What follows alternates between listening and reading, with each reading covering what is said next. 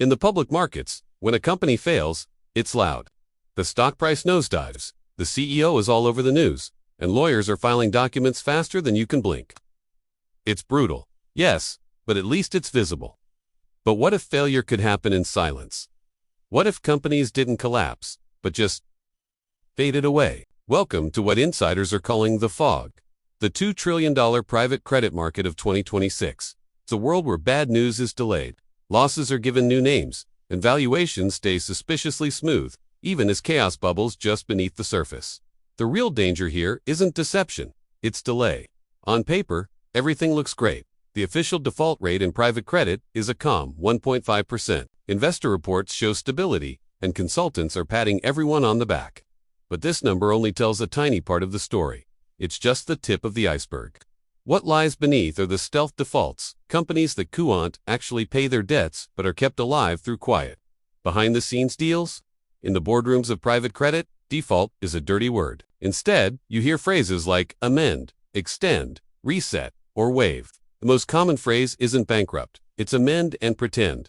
Loans are simply rewritten, rules are waived, deadlines are pushed back. The losses are still there, they just haven't been officially recognized yet. And we're seeing a massive surge in this activity, with amendment and extension deals up roughly 40% from just a few years ago. The fog is getting thicker. So how do you keep a struggling company afloat without cash? You use a little trick called payment in kind interest.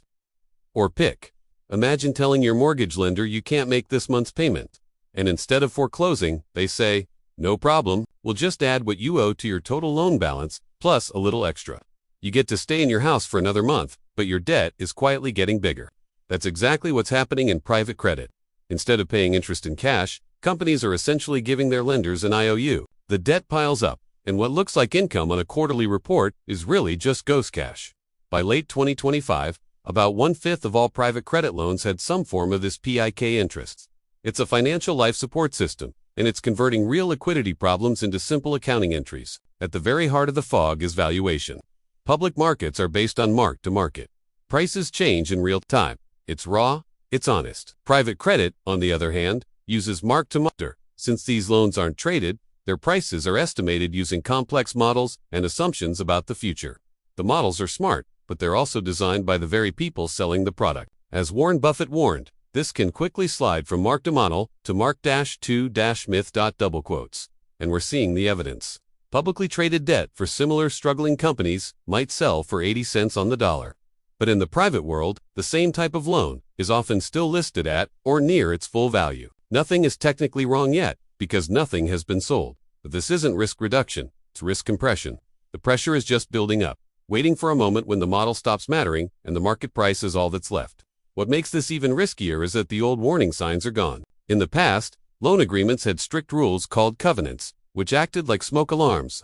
If a company's financial health started to slip, these alarms would go off, forcing a conversation. But in the rush to win deals, many of today's private loans were made covenant-like. The smoke alarms were basically removed from the start. Said now, problems surface much later. And when they do, they're far more severe. All of this creates the defining character of this economic cycle, the zombie company.